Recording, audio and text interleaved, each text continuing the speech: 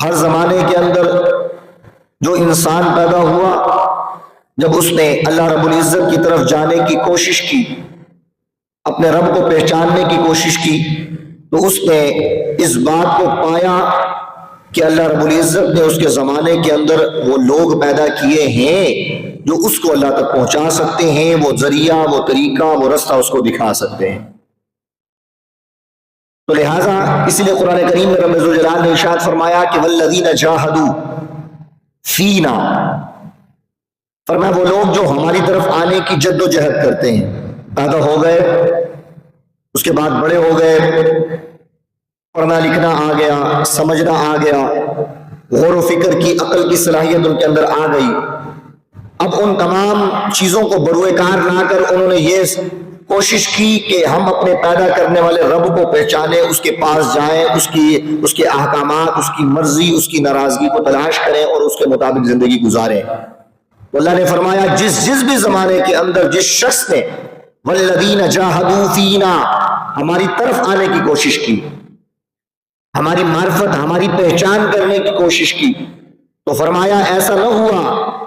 پوری تاریخ انسانیت کو آپ انگال کے دیکھیں، کبھی ایسا نہ ہوا کہ کسی شخص نے کسی زمانے کے اندر اللہ تک پہنچنے کی کوشش کی ہو لیکن اللہ نے اس کو رستہ نہ بتایا ہو،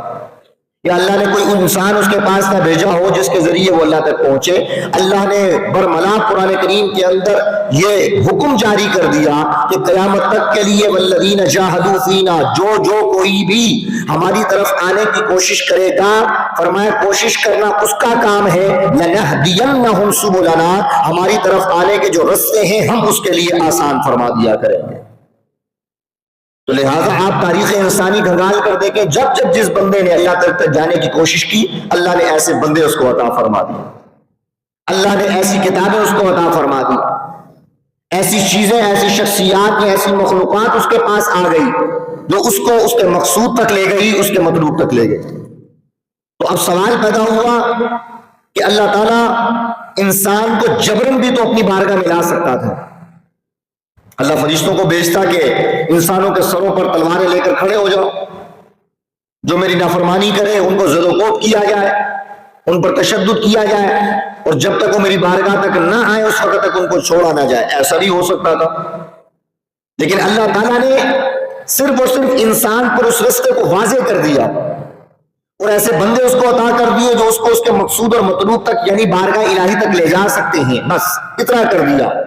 اب یہ انسان کو اختیار دے دیا کہ وہ ان ہدایات کو، ان تعلیمات کو یا ان شخصیات سے کیا فائدہ اٹھاتا ہے، ان شخصیات کی تعلیمات پر یا ان کی باتوں پر کتنا عمل کرتا ہے اور کتنا اپنے منزل مقصود تک پہنچنے کی کوشش کرتا ہے۔ انسان کو اختیار دے دیا، اگر اختیار نہ دیا جاتا تو فرمایا یہ بھی پھر فرشتوں کی طرح ہو جاتا، یہ بھی انسانوں کی طرح ہو جاتا، اس لیے کہ فرشتوں سے حساب و کتاب تو نہیں ہوگا، ان سے تھوڑی پوچھا جائے گا کہ تم پر نماز فرض کی تھی تو تم نے نماز کیوں نہیں پڑھی، یا جانوروں سے تو نہیں پوچھا جائے گا کہ تم پر ہم نے احکامات فرض کیے تھے تو تم نے وہ احکامات پر عمل کیوں نہ کیا، نہیں، اس لیے کہ فرشتوں کے اندر یہ اختیار ہی نہیں رکھا کہ وہ برائی کر سکے، ان کے اندر یہ مادہ ہی نہیں کہ وہ برائی کی طرف جائیں، تو جب ان کے اندر مادہ ہی نہیں رکھا تو لہٰذا ان کو اختیار بھی نہیں دیا۔ اگر ان سے پوچھا جائے کہ تم نے برائی کیوں کی تو کہے گا مولا ہم تو مجبور تھے، ہمارے اندر تو اختیار کی صلاحیت ہی نہیں تھی۔ اب جانور سے بھی یہ سوال نہیں پوچھا جائے گا کہ بھئی تم نے نماز کیوں نہیں پڑھی، پرندوں سے نہیں پوچھا جائے گا کہ تم نے کہا جائے کہ حج کیوں نہیں کیا، کیوں؟ اس لیے کہ ان کے اندر اختیار کا مادہ نہیں رکھا، ان کے اندر عقل و شعور نہیں رکھا، ان کے اندر وہ فہم و فراست نہ رکھا کہ جو اللہ تعالیٰ کی ان چیزوں کو سمجھ سکے، لہٰذا ان سے سوال و جواب بھی نہیں ہوگا۔ تو انسان سے یہ سوال و جواب اس لیے ہوتا ہے کہ انسان کو اللہ نے وہ تمام تر چیزیں بھی عطا فرمائی اور غور و فکر کرنے کی صلاحیت بھی عطا فرمائی کہ یہ اچھے اور برے کی سمجھ رکھ سکتا ہے۔ تو لہٰذا جب یہ اپنے اختیار سے، اپنی چاہت سے، بغیر کسی کے مجبور کیے جس تعلیم کو چنے گا، جس رستے کو چنے گا، تو اس کے چننے کے ساتھ ہی اس کی سزا اور جزا کا فیصلہ ہو جائے گا۔ تو لہٰذا اے انسان، اللہ فرماتا ہے انسان میں نے تجھ پر حق بھی واضح کر دیا، باتیں بھی واضح کر دیا، تو نے دیکھنا ہے کہ ہدایت کے رستے پر چل کے انسان کیسا ہوتا ہے، تو دیکھ لو میرے انبیاء کا حال، ان کے ماننے والوں کا حال، کہ جب وہ ہدایت کے راستے پر چلتے ہیں، اللہ کی طرف جانے کی کوشش کرتے ہیں، تو تم تاریخ انسانیت کھنگال کے دیکھو، ایسے اشخاص کو، ایسی ذاتوں کو، ایسی ہستیوں کو اللہ دنیا میں بھی کامیابی عطا فرماتا ہے، آخرت میں بھی کامیابی عطا فرماتا ہے۔ لیکن ہر دور کا مطالعہ کر کے دیکھو، ابراہیم علیہ السلام کا زمانہ دیکھیں، موسیٰ علیہ السلام کا زمانہ دیکھیں، عیسیٰ علیہ السلام کا زمانہ دیکھیں، ان زمانوں کے اندر جن جن لوگوں نے اپنے ان رہنماؤں کی بات کو نہ مانا اور ان کی تعلیمات پر عمل نہ کیا، تو قرآن کہتا ہے، قرآن پڑھ کے دیکھو، تمہیں پتہ چلے گا کہ ان کی نافرمانی کا عذاب ان پر کیا آیا۔ قوم لوط نے جب حضرت لوط علیہ السلام کی تعلیمات پر عمل نہ کیا تو تباہ و برباد ہو گئی۔ صالح علیہ السلام کی قوم نے جب ان کی بات کو نہ مانا تو اللہ نے ان کو تباہ و برباد کر دیا۔ لیکن صالح علیہ السلام کی بات کی جائے، نوح علیہ السلام کی بات کی جائے، اکثریت نے ان کا انکار کیا تو اکثریت تباہ و برباد ہو گئی۔ سیلاب آتا ہے، زلزلہ آتا ہے، آگ کی اگر بارش ہوتی ہے، پتھروں کی بارش ہوتی ہے تو یکساں سب پر ہوتی ہے۔ بارش کا نزول ہوتا ہے تو وہ یہ نہیں دیکھتی کہ گناہگار پر برسنا ہے کہ نیک انسان پر برسنا ہے، وہ یہ نہیں دیکھتی کہ میں نے کیچڑ پر برسنا ہے کہ میں نے باغ کے اندر برسنا ہے، اس کے نزول کی جو برابری ہے مساوی ہوتی ہے، سب پر وہ یکساں برستی ہے۔ تو لیکن جب ہم انبیاء علیہ السلام کی ان تعلیمات کو دیکھیں، ان کی قوموں کا حال دیکھیں کہ جب اللہ تعالیٰ نے ان پر عذاب کو نازل کیا تو آسمان سے پتھروں کی بارش ہوئی، تو ہونا تو یہ چاہیے تھا کہ جس طرح عام بارش یکساں سب پر نازل ہوتی ہے، وہ بارش بھی سب پر یکساں نازل ہوتی۔ جب طوفان آیا تو نوح علیہ السلام کے جو ماننے والے تھے ان پر بھی طوفان آنا چاہیے تھا، وہ بھی اس کی زد میں آنے چاہیے تھے، لیکن ہم قرآن پڑھ کے دیکھیں ایسا تو کبھی نہ ہوا۔ تو یہ اللہ تعالیٰ کی بشارت تھی ہمیں بتانے کے لیے کہ اے لوگوں، اگرچہ تم ہدایت کے راستے پر چلو اور بظاہر تمہیں نظر آ رہا ہو کہ پوری دنیا میری مخالف ہو گئی ہے، میرا پورا خاندان میرے مخالف ہو گیا ہے، میں جب سے اللہ اس کے رسول کے حکم پر عمل کرنے لگا ہوں میری اپنی اولاد میرے مخالف ہو گئی، میرے اپنے رشتہ دار میرے مخالف ہو گئے، حتیٰ کہ پوری دنیا ایک طرف ہو، تم تنہا ایک طرف ہو، لیکن تم ہدایت کے راستے پر چل رہے ہو، تم اللہ اس کے رسول کے حکم کے تابع چل رہے ہو، تو اللہ نے یہ سارے واقعات ہمیں واضح کر کے بتا کر یہ ارشاد فرما دیا اور ہمیں ایکسپلین یعنی کہ اعتماد میں لینے کی کوشش کی کہ اگر تمہارے زمانے میں کبھی ایسا ہو کہ پوری دنیا کے مقابل میں تم کھڑے ہو اور اس کے رسول کی بات کر رہے ہو تو کبھی گھبرانا نہیں کہ تم ان کی تعداد زیادہ ہے، کبھی گھبرانا نہیں کہ میں تو تنہا ہوں، میں کیا کر لوں گا، فرمایا نہیں، دیگر قوموں کا حال دیکھو کہ جو جس زمانے کے اندر اللہ اس کے رسول کی اتباع میں لگا رہا، اگرچہ وہ تنہا تھا لیکن جب عذاب آیا پوری دنیا پر آیا، پوری مخلوق پر آیا، پوری قوم پر آیا، لیکن وہ تنہا ایک بندہ جو رب کی بارگاہ میں کھڑا تھا اللہ نے اس کو نجات عطا فرما دی۔ نوح علیہ السلام کا زمانہ دیکھیں تو غالباً 950 سال انہوں نے تبلیغ کی، لیکن صرف 80 لوگ مسلمان ہوئے، 40 مرد اور 40 عورتیں، صرف یہ مسلمان ہوئے 950 سال کی تبلیغ کے بعد۔ اس کے بعد جب عذاب کا نزول ہوا، طوفان نوح آنے لگا اور کہا جائے کہ وہ سارا ایک معاملہ سلسلہ جب شروع ہونے لگا تو وہ پانی ساری دنیا پر آیا، ہر ایک اس پانی کی زد میں آ کر غرق اور ہلاک ہو گیا، لیکن اللہ نے ان 80 افراد کو نجات عطا فرما۔ اب بظاہر تو وہ دیکھ سکتے تھے اس ٹائم پہ یار ہم تو 80 افراد ہیں، ہم تو 40 بندے، نوح علیہ السلام دیکھ سکتے تھے میں تو تنہا ہوں، 950 سال کی تبلیغ کے بعد بھی یہ ایمان نہیں لا رہے تو میں اکیلا کیا کر لوں گا۔ آقا علیہ السلام کی سمان حیات پر زندگی کو دیکھا جائے تو مکہ کے اندر آپ کا 13 سال کا عرصہ گزرتا ہے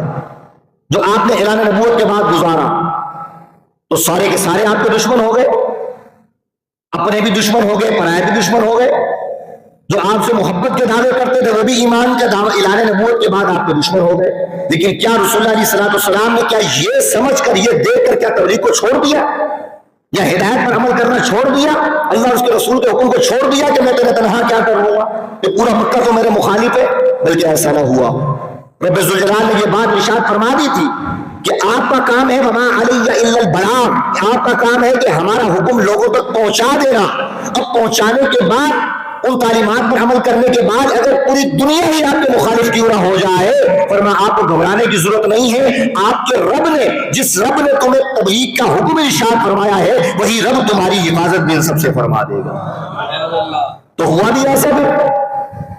مکہ کے اندر آپ دیکھیں کیسے کیسے واقعات ہوئے کہ بظاہر اگر ہم بشری تقاضے کے مطابق دیکھیں تو رسول اللہ کا جان کا بچ جانا بہت مشکل تھا، جب پورا مکہ آپ کو شہید کرنے اور آپ کو زدوقوں پر کہا جائے کہ تشدد کرنے پر ابھر آیا، تو ایک تنہا انسان پورے شہر میں کیا مقابلہ کرے گا؟ لیکن رسول اللہ علیہ السلام تنہا اللہ کے اس احکامات کو پہنچاتے رہے۔ وجہ کیا تھی؟ اس لیے کہ اللہ نے جو ان پر حکم نازل کیا تھا، رسول اللہ علیہ السلام کا یقین کامل تھا کہ اگر رب نے مجھے حکم ارشاد فرمایا ہے تو وہی میری پوری دنیا سے حفاظت بھی فرمائے گا۔ اب ہمارے معاملات خراب کیوں ہوتے ہیں؟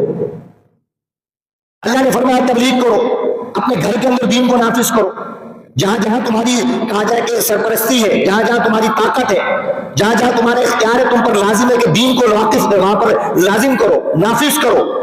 لیکن ہم ایک دن نافذ کرنا چاہیں، 2 دن نافذ کرنا چاہیں، 1 مہینہ گزرے، ہم تبلیغ کر کر کے لوگوں کو احکامات بتا بتا کر تھک جائیں، ہم تھک جاتے، میری تو بات ہی کوئی نہیں سنتا،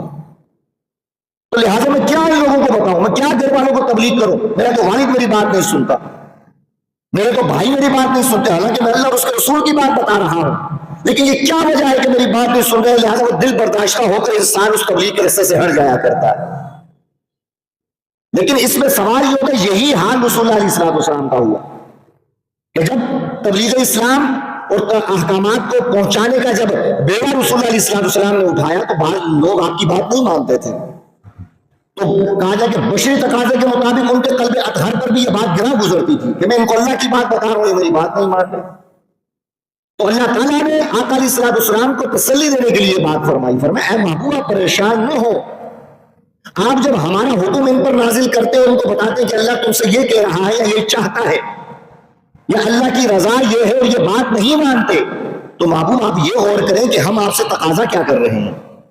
ہم آپ سے ہر چیز تقاضا نہیں کر رہے کہ آپ ان کو کلمہ پڑھوا کر ہی یہاں سے جائیں گے، ہم تو آپ سے یہ نہیں کہہ رہے۔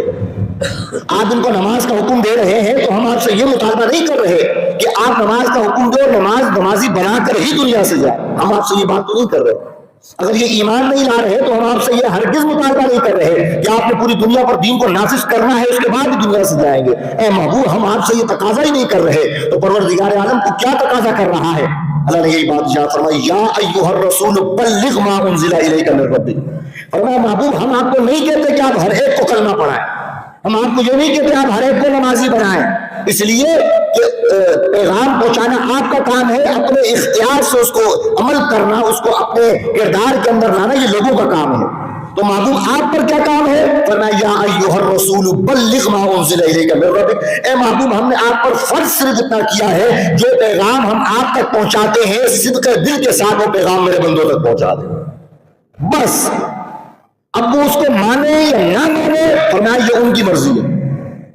آپ فرما دیں کہ آپ کے رب نے آپ کو نماز کا حکم دیا، آپ بتا دیں مسلمانوں اللہ تم سے نماز کا تقاضا کر رہا ہے۔ اب آپ سے یہ نہیں کہا جا رہا کہ آپ نمازی بنا کر ہی جائیں، نہیں، آپ کا کام ہے بلغ ما انزل الیک من ربک، آپ تک جو پیغام پہنچا دیا گیا وہ آپ آگے لوگوں تک پہنچا دیں۔ جب یہ بات ہوئی تو رسول اللہ علیہ السلام کے قلب اطہر میں بھی تسکین آ گئی۔ اب ہمارا حال کیا ہوتا ہے؟ ہم تبلیغ وہی کرنا چاہ رہے ہیں جو مصطفیٰ نے کی،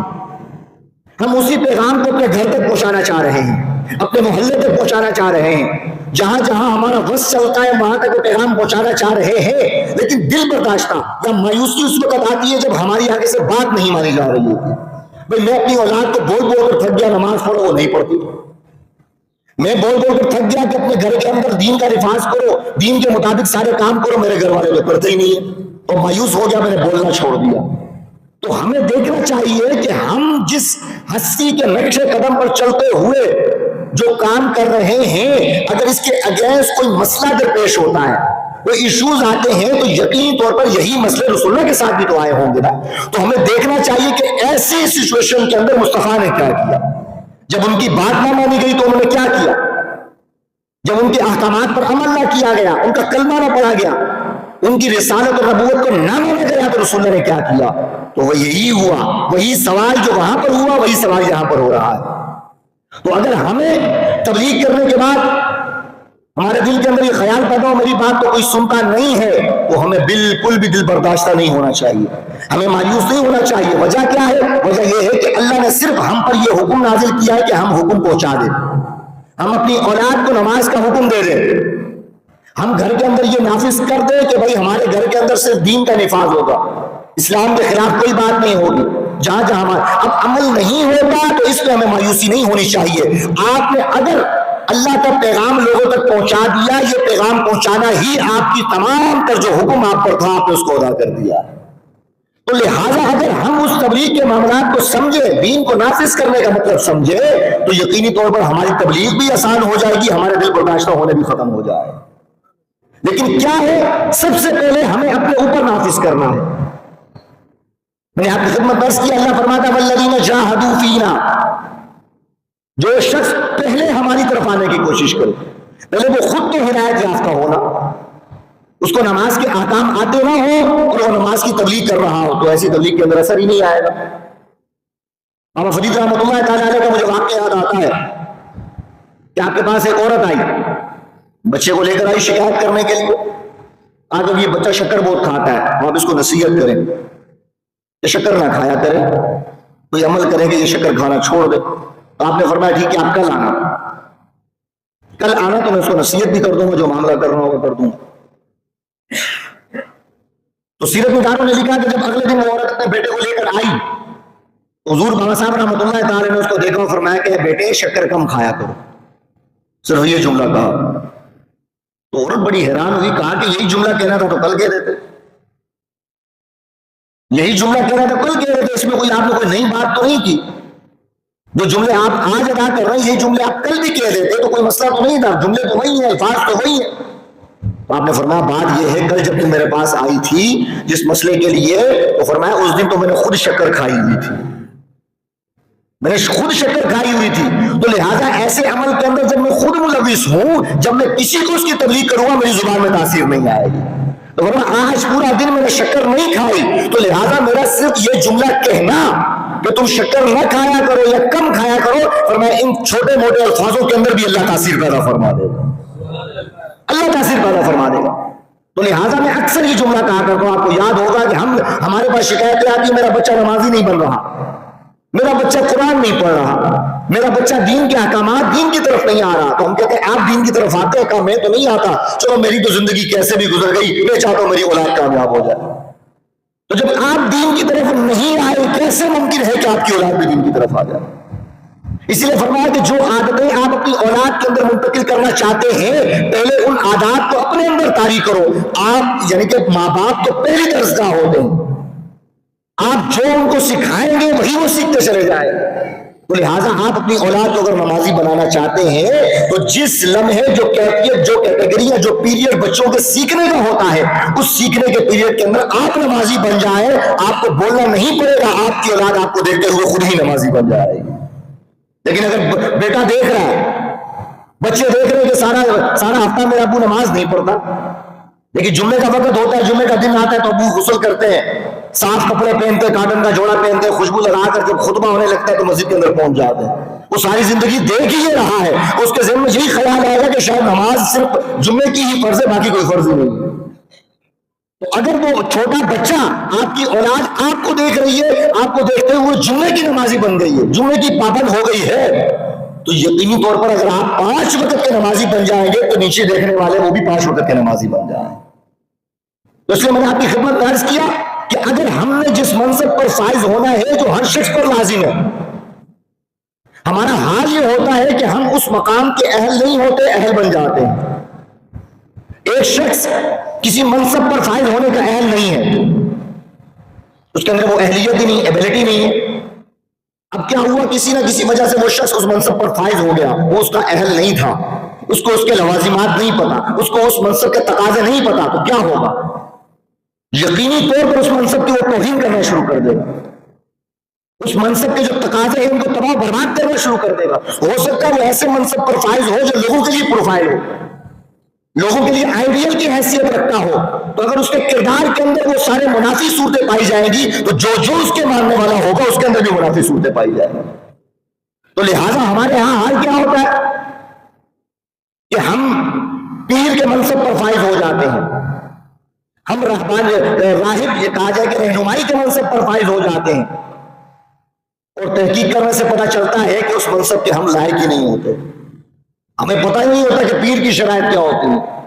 ہمیں پتا نہیں کہ اس منصب کے تقاضے کیا ہیں. جب تقاضے نہیں پتا تو اس منصب کو تباہ و برباد کر دیا جائے گا. آج کے دور کے اندر ایک مثال سمجھانے کے لیے، آج جب کسی بچے کی شادی کرتے ہیں، اب اس بچے کو پتا نہیں کہ میں شادی کے بندھن کے اندر بندھنے کے بعد میرا مقام کیا ہو جائے گا. میں ایک شوہر بن جاؤں گا، ایک منصب میرا بڑھ جائے گا، ایک مقام، ایک درجہ میرا بڑھ جائے گا. تو جب اس بچے کو، اس لڑکے کو یہ نہیں پتا کہ شوہر بننے کے بعد اس پر تقاضے کیا ہوں گے، اس پر کیا فرض چیزیں آئیں گی، کیا چیزیں لازم آئیں گی، کن چیزوں کو اس نے اوائڈ کرنا ہوگا، کن چیزوں کو اس نے اختیار کرنا ہوگا، جب اسے اس چیز کا پتہ نہیں ہوگا تو یقینی طور پر اس منصب پر فائز ہونے کے بعد وہ تباہ و بربادی کرنا شروع کر دے گا. پھر وہ باپ بن جائے گا تو اس کو یہ نہیں پتا کہ باپ کے تقاضے کیا ہوتے ہیں، اولاد کو کیسے پالا جاتا ہے. تو آٹومیٹکلی کیا ہوتا ہے، اولاد بھی اس راہ راست سے ہٹنا شروع ہو جاتی ہے. آپ اگر اپنے معاشرے کا محاسبہ کر کے دیکھیں، آپ کو پتہ چلے گا کہ پیڑھی در پیڑھی ایسے لوگ ہمیں نظر آئیں گے کہ جن کی بنیاد ہی خراب ہو چکی ہے،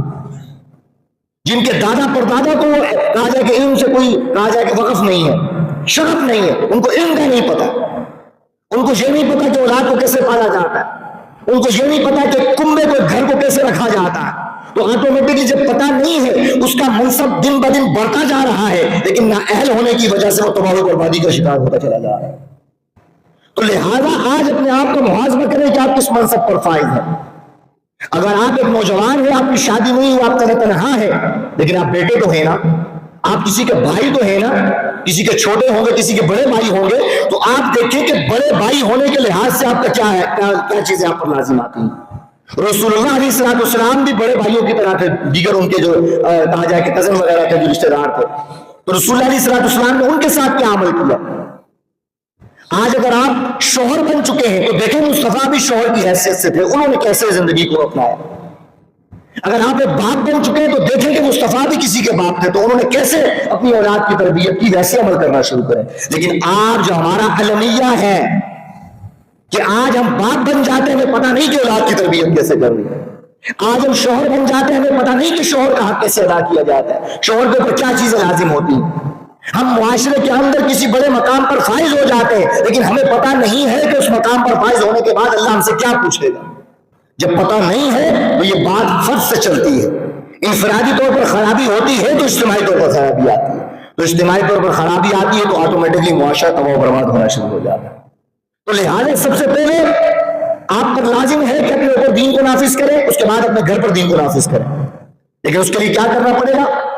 اس سے پہلے اپنی زبان کے اندر تاثیر پیدا کرنی ہوگی، اپنے وجود کے اندر تاثیر پیدا کرنی ہوگی،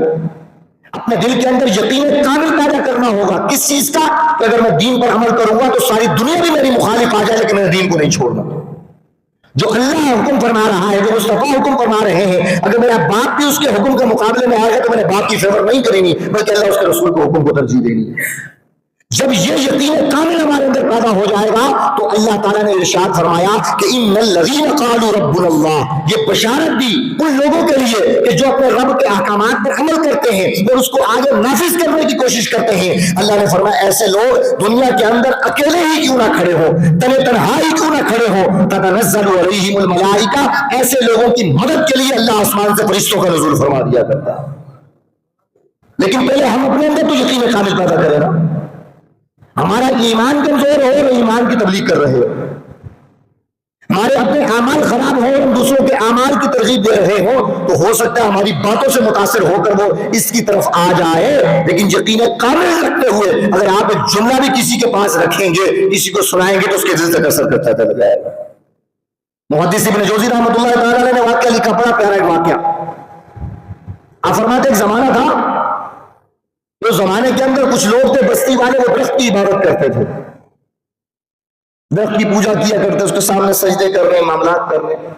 اور میں اللہ کا ولی تھا، اپنے حجرے سے نکلا، اس نے دیکھا کہ میری بستی کیا کر رہی ہے، یہ تو درخت کی عبادت کرنا شروع کر دی، اس نے اللہ کو چھوڑ دیا. تو اس نے کیا کیا، کلہاڑا لیا ہے، رات کے وقت اپنے حجرے سے نکلا اور اس نیت کے ساتھ آیا کہ آ کر میں اس درخت کو کاٹ دوں گا. محدث ابن جوزی فرماتے ہیں جیسے وہ اپنے حجرے سے نکلے اور جب درخت کے پاس پہنچے تو درخت کی عبادت پر کس نے لگایا تھا؟ لوگوں کو شیطان نے لگایا تھا. ان کے دلوں میں کوئی نہ کوئی وسوسے ڈالے ہوں گے جس کی وجہ سے وہ لگ گئے. اب شیطان نے دیکھا کہ یہ ولی آ رہا ہے اور میری ساری محنت پر پانی پھیرنے کے لیے آ رہا ہے. تو آپ فرماتے ہیں کہ وہ ابلیس شیطان ایک انسانی شکل میں اس بزرگ کے پاس آ گیا اور آ کر کہا کہ کہاں جا رہے ہو آپ؟ کہ میں یہ درخت کو کاٹنے کے لیے جا رہا ہوں جس کی وجہ سے فتنہ و فساد پیدا ہوا ہے، لوگ شرک کر رہے ہیں اور دیگر معاملات کر رہے ہیں، لہٰذا اگر یہ نہیں ہوگا تو سارے معاملات ٹھیک ہو جائیں گے۔ تو اس نے کہا آپ کو کیا پڑی ہے؟ آپ تو اللہ کی عبادت کر رہے ہیں نا، آپ تو شرک نہیں کر رہے، آپ تو اس کی عبادت نہیں کر رہے، تو آپ کو کیا پڑی ہے؟ چھوڑ دیں اس کو، اپنا کام سے کام رکھیں، آپ اللہ اللہ کریں، دنیا جو مرضی کرتی رہے، آپ کے گھر کے اندر جو مرضی ہوتا رہے، آپ تو نمازیں پڑھ رہے ہیں پر ٹھیک ہے، آپ کے شہر کے اندر سود پھیل رہا ہے، زنا پھیل رہا ہے، قوم لوط والے اعمال بھرے، چھوڑو ان کو، باہر میں جائے، وہ جانے، ان کا رب جانے، وہ جو اعمال کر رہے ہیں اللہ دیکھ رہا ہے، اللہ ان کا حساب لے گا، آپ کیا کر رہے ہیں؟ اپنی نماز پڑھیں۔ آج کل یہ وسوسے ہمارے دماغوں میں آتے کہ نہیں آتے؟ تو کوئی کہے کہ بھائی یہ سب غلط ہو رہا ہے، بھائی آپ کو کیا ضرورت ہے؟ دل کے اندر وسوسہ، بھائی تو نماز پڑھ رہا ہے نا، ٹھیک ہے چھوڑ، تو اپنے فرائض ادا کر رہا ہے، تو ضرورت ہی کیا کسی کو بولنے کی؟ وہ جانے، اس کا رب جانے۔ تو فرماتے یہی وسوسے اس نے اس ولی کے دل کے اندر ڈالے جو اللہ والا تھا، لیکن کیا ہوا؟ وہ کہا جائے کہ اس تیر کے اندر اس حملے کی زد میں آ گیا۔ جیسے آج ہمارے لوگ آ جاتے ہیں، اپنا محاسبہ کریں کون کون اس حملے کی زد میں آیا ہو۔ یہ معاشرہ جو مرضی ہو رہا، باہر میں جا، میں تو نماز پڑھ رہا ہوں نا، میرا اللہ کا معاملہ ہے، یہ شیطان کا تیر ہے جو ہم پر برس رہا ہے، اور سوچے کون کون اس کی زد میں آ چکا ہے۔ کہا وہی تیر جب اس نے اس پر برسایا، کہا کہ آپ تو اللہ والے ہیں، آپ کو کیا ضرورت ہے ان لوگوں کے پیچھے لگے ہیں؟ ان کا اللہ جانے، ان کا معاملہ خدا جانے، آپ تو اپنی عبادت کر رہے ہیں، آپ کو تو نہیں پوچھا جائے گا نا، آپ تو اپنے فرائض ادا کر رہے ہیں۔ کہا جب اس نے بات سنی تھوڑا سا متاثر ہوا کہ بات تو ٹھیک کہہ رہا ہے، کہ میں کیا ان کے اندر پڑھوں گا اور ان کو کہوں گا تو میری بات بھی نہیں سنیں گے، یہ سنتے ہی کہا ہے میری بات، میں ان کو نماز کا کہتا ہوں نماز نہیں پڑھ رہے، میں ان کو دیگر کام کا کہتا ہوں نہیں کر رہے تو نہیں کر رہے، تو ٹھیک ہے میں تو اپنے احکامات پورے کروں گا۔ اور میں جب وسوسہ ڈالا، تھوڑے سا پلائڈ ہوا، تھوڑی سی نرمی دل کے اندر آئی، اس نے اگلا وار کیا اور کہا کہ ٹھیک ہے آپ اچھا عمل کرنے کے لیے آئے تھے، میں آپ سے خوش ہوا ہوں، لہٰذا میں آپ کو ایک تحفہ دینا چاہتا ہوں۔ وہ تحفہ کیا ہے کہ آپ جب بھی عبادت کر کے اپنے مصلی سے اٹھیں گے تو آپ کو 5 درہم آپ کے مصلی کے نیچے رکھے ہوئے نظر آ جائیں گے، تو آپ کی انعام سمجھتے ہوئے وہ لے لیجیے گا۔ اب یہ دونوں چیزیں آ گئی، لالچ بھی آ گئی، ہرس بھی آ گئی، اور ساتھ میں اپنی عبادتوں کو دیکھنا بھی آ گیا، معاشرے کی اصلاح چھوڑ دی۔ آپ فرماتے جیسے اس کے کام متاثر ہو کر وہ گیا، جا کر عبادت کی، مصلی اٹھایا، دیکھا 5 درہم نیچے پڑے ہیں اور اسے لے لیے۔ وقت گزرتا چلا گیا، عبادتیں کر رہا ہے، اپنی نمازیں پوری کر رہا ہے، اپنے فرائض پورے کر رہا ہے، انعام بھی مل رہا ہے۔ اب اپنے ذوق میں وہ کیا بنا، بیٹا میں تو اللہ کے نزدیک بڑا کامیاب ہوں، انعام بھی مل رہا ہے مجھے، میں تو نمازیں بھی پوری کر رہا ہوں، میں تو اپنے حق ادا کر رہا ہوں، ساری یہ باتیں ہوئی۔ فرمایا کچھ عرصہ گزرا، پھر اس کی نظر پڑی کہ سارے کے سارے، پھر کہا جائے کہ وہ معاملہ چل رہا ہے، اس کی عبادت کی جا رہی ہے درخت کی۔ فرماتے پھر وہ رات کے وقت نکلا اور کلہاڑی لی، اور کلہاڑی لینے کے بعد وہ درخت کو کاٹنے کے لیے جب نکلا، آپ فرماتے رستے میں وہی ابلیس پھر سے انسانی شکل میں آیا اور آ کر کہا میں نے تو آپ سے کہا تھا کہ آپ تو عبادتیں پوری کر رہے ہیں، آپ کو کیا ضرورت ہے، آپ کو تو انعام بھی مل رہا ہے۔ کہا نہیں، میں جو ہے نا اب جا کر اس کو کاٹ دوں گا تاکہ وہ شرک اور سارے معاملات ختم ہو جائے، دنیا اپنے رب کی طرف آ جائے۔ محدث ابن جوزی رحمۃ اللہ تعالی علیہ فرماتے ہیں کہ اس ابلیس جو انسانی شکل میں آیا تھا، اس نے ایک ہاتھ سے اس ولی کو اٹھا کر زمین پر پٹک دیا، اور فرمایا وہ انسان اس ابلیس کا ہاتھ بھی نہ پکڑ سکا، اس کو ہلا بھی نہ سکا۔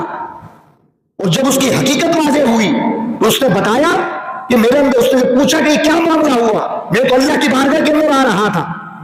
اپنے نماز فرائض سارے پورے انجام دے رہا تھا، مجھے انعام بھی مل رہا تھا، لیکن یہ میرے اتنی طاقت بھی کیوں نہ رہی کہ میں تمہارا ہاتھ بھی نہ پکڑ سکا۔ انہوں نے کہا کہ میں انسان نہیں تھا، میں ابلیس تھا، لیکن جس وقت تو اللہ کی رضا کے لیے آیا تھا، اس وقت آیا تھا تو اللہ کی رضا کے لیے آیا تھا۔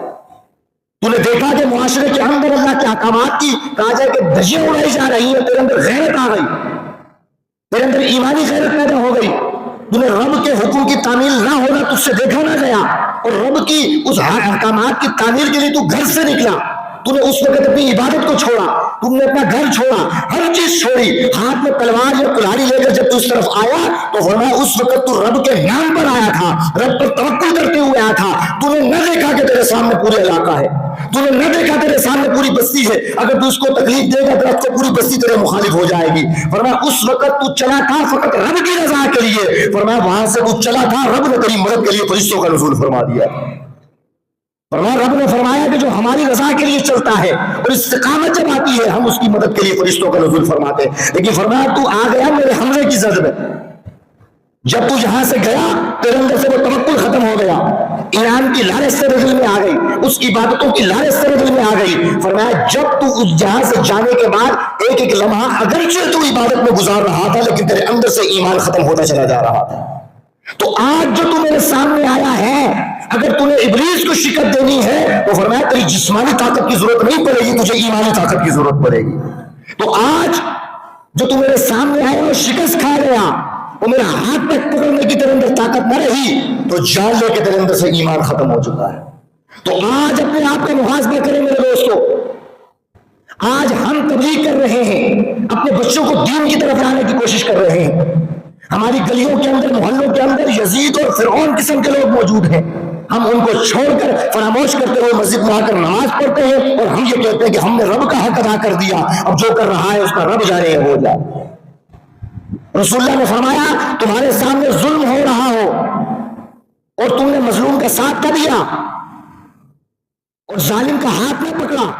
اس کے خلاف کچھ نہ بولا، ظالم کا کہا جائے کہ اس کے خلاف نہ کھڑے ہوئے، مظلوم کا ساتھ نہ دیا، تو فرمایا نہ سمجھنا کہ تم نے اللہ کا حق ادا کر دیا. تم نمازیں بھی پڑھ رہے ہوگے، تم زکات بھی لے رہے ہوگے، تم روزے بھی رکھ رہے ہوگے، لیکن اگر مظلوم کا ساتھ نہ دیا، قیامت کے دن تم ظالم کے ساتھ قیامت کے دن اٹھائے جاؤ گے. تو آج میں کہنا چاہتا ہوں کہ اکثر وہ علماء فرماتے ہیں کہ مرے ہوئے یزید کو گالیاں دینا بڑا آسان ہے، مرے ہوئے فرعون کو گالیاں دینا بڑا آسان ہے، نمرود کو آج برے لفظوں میں یاد کرنا بڑا آسان ہے، لیکن آپ کے معاشرے کے اندر جو یزید پایا جا رہا ہے، آپ کے معاشرے کے اندر جو فرعون اور نمرود پایا جا رہا ہے، اس کے سامنے آواز بلند کرنا یہ بہت بڑی بات ہے. ہم زندہ ابلیس کو چھوڑ دیتے ہیں، ہم زندہ فرعونوں کو چھوڑ دیتے ہیں، لیکن اس مرے ہوئے یزید اور فرعون کو گالیاں دے رہے ہوتے ہیں. یہ ہماری بے حسی اور ایمان کی کمزوری کی علامت ہے. تو لہٰذا میرے دوستوں بزرگوں، اگر آپ نے یہ چاہنا کہ میں دین پر عمل کروں اور معاشرے کو، اپنے گھر کو دین کی طرف لانے کی کوشش کروں، تو سب سے پہلے اپنے اندر ایمان کا کامل یقین پیدا کرنا ہوگا. وہ کس بات کا؟ کہ میں جس رب کا احکام دنیا تک پہنچا رہا ہوں، میں جس رب کے حکم پر عمل کرنے کی کوشش کر رہا ہوں، اگر مجھے مصیبت بھی آئے گی تو میرا رب مجھے بچائے گا. اگر بظاہر مجھے لگ رہا ہو کہ رب مجھے نہیں بچا رہا، تو یقینی طور پر اس تکلیف کے بدلے اللہ مجھے مقام عطا فرمائے گا. امام حسین کربلا کا واقعہ ہمیں یہی چیز سکھاتا ہے. بظاہر دنیا دار کو دیکھے تو بشری تقاضے کے مطابق وہ یہی کہے گا کہ امام حسین کی مدد نہیں کی اللہ نے. انہوں نے تو دین کی بات کی، انہوں نے تو اسلام کی بات کی، لیکن بظاہر تو ان کا گھر کہا جائے کہ وہ شہید ہو گیا، وہ خود شہید ہو گیا، پورا کنبہ لٹ گیا، تو اللہ نے تو مدد نہیں کی. تو معلوم یہ ہوا کہ جب آپ اس منصب پر آئیں گے تو آپ کو پتہ چلے گا کہ اللہ اگر بظاہر تمہاری مدد کرے اس میں بھی تمہارا فائدہ ہے، اگر تمہیں آزمائشوں میں مبتلا کرے اس میں بھی مومن کا فائدہ ہوا کرتا ہے. امام حسین کے بارے میں صوفیہ فرماتے ہیں کہ اگر وہ چاہتے تو کیا اللہ ان کی مدد نہ کرتا؟ وہ چاہتے تو کیا نہ ہو سکتا تھا، لیکن فرمایا وہ بھی جانتے تھے. مصطفیٰ علیہ السلام بھی کئی سال پہلے جب جبریل نے آ کر ان کو بتایا کہ آپ کے اس نواسے کو شہید کر دیا جائے گا، تو حدیث میں یہ نہیں آیا کہ انہوں نے ہاتھ اٹھا کر کہا کہ پروردگار میرے نواسے کو بچا لینا. کوئی ایسی دعا نہیں ہے. کیا وہ دعا کریں تو اللہ قبول نہیں فرمائے گا؟ مصطفیٰ کی دعا نہیں قبول ہوگی تو کس کی ہوگی؟ لیکن ایسا نہ ہوا، اس لیے کہ مصطفیٰ بھی جانتے تھے، امام حسین بھی جانتے تھے، مولا علی بھی جانتے تھے کہ اگر ایک چھوٹے سے کانٹا چبھنے کے بدلے اگر مومن کے درجات بلند ہوتے ہیں، اگر اتنی تکلیفوں میں میرے اس نواسے کو مبتلا کیا جائے گا تو اللہ کتنا بڑا مقام عطا فرمائے گا. یہی وجہ ہے کہ انہوں نے دعا کی، انہوں نے کچھ نہ کیا. کربلا کے میدان کے اندر ذرا ذرا سی تکلیف جو امام حسین کو مل رہی تھی، وہ باطنی آنکھ سے دیکھ رہے تھے، اس کے بدلے اللہ کیا مقام عطا فرما رہا ہے. تو اگر آپ نے اس دین کو نافذ کرنا ہے تو اپنے دل کے اندر یقین کامل پیدا کریں کہ رب کا حکم پہنچانے میں اگر میرے سامنے کچھ بھی آ جائے تو میں نے رب کی ذات کو دیکھنا ہے، دنیا داری کو نہیں دیکھنا ہے. تو ایمان کامل ہوگا، رب کی ذات پر یقین ہوگا، تو یقینی طور پر فرشتوں کا بھی نزول ہو جائے گا. آج ہمارے لیے فرشتوں کا نزول اس لیے نہیں ہو رہا کہ ہمارے اندر یقین کامل نہیں، ہم بندوں کو دیکھ رہے. میں نے عرض کیا کہ اگر آپ اپنے گھر کے اندر فرعون پڑ رہا ہے اور آپ اس کی مخالفت نہیں کر سکتے تو آپ کس منہ سے جہاد کی بات کرتے ہیں؟ اگر آپ کی گلی کے اندر کوئی فرعون موجود ہے جو ظلم و زیادتی کا نشانہ بنا رہا ہے، کھنگالے اپنے آپ کو، محاسبہ کریں اپنے معاشرے کا، اپنے علاقے کا، اپنی گلیوں کا. آپ کو پتہ چلے گا آپ کی گلی کے اندر کوئی نہ کوئی ظالم موجود ہے، لیکن ہمارا اس کے ساتھ عمل کیا ہوتا ہے؟ ہم اس کی آؤ بھگت کر رہے ہوتے ہیں، چاپلوسیاں کر رہے ہوتے ہیں. یہی ہمارے نوجوان، میں نے عرض کیا کہ یہ نوجوانوں جو تمہاری یہ جوانی ہے اللہ اور اس کے رسول کی امانت ہے تمہارے پاس، یہی وہ وقت ہے جس میں تم نے مصطفیٰ کے ساتھ وفاداری کو ثابت کرنا ہے۔ بڑھاپے میں آ کر تم بھی مسجد میں نظر آؤ گے، گلی کوچوں میں بیٹھتے ہوئے نظر آؤ گے، لیکن اگر جوانی تم نے مصطفیٰ کے مطابق گزاری ہوگی، اگر تمہاری رگوں میں دوڑتا ہوا خون، اس کے اندر جوش رب کی وجہ سے آ رہا ہے، مصطفیٰ کی وجہ سے آ رہا ہے، اپنی ذات کی وجہ سے نہیں آ رہا، تو آج اگر تمہارے اندر جوش ہے تم رب کے ہو جاؤ۔ جب تمہارے اندر طاقت نہیں رہے گی رب تمہارے لیے فرشتوں کا نزول فرما دے گا۔ تو لہٰذا اپنا محاسبہ کریں میرے دوستوں کہ کس کیٹیگری میں فال کر رہے ہیں۔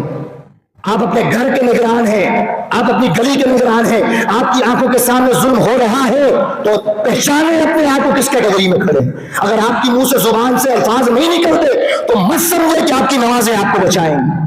مت سمجھے کہ مسجد کا خدمت کرنا آپ کو بچائے گا۔ اگر ظلم کے خلاف آپ کھڑے نہیں ہو رہے، اگر مظلوم کا ساتھ نہیں دے رہے، مظلوم آپ کے سامنے ظلم کا شکار ہو رہا ہے، آپ خاموشی سے جا رہے ہیں کہ میرا کیا معاملہ ہے اس کے اندر، تو رسول اللہ نے فرمایا کبھی نہ سوچنا تمہاری نمازیں تمہاری عبادتیں تمہیں بچائے گی۔ آج اگر مظلوم کا ساتھ نہیں دو گے تو فرمایا کل ظالموں کے ساتھ کھڑے ہوئے نظر آ رہے ہوں گے، اور اس کے خلاف اگر کھڑا ہونا ہے تو میں نے بتایا اپنے اندر یقین کامل پیدا کرنا ہوگا۔ زیادہ سے زیادہ جان چلی جائے گی نا، اس سے زیادہ تو کچھ نہیں ہوگا۔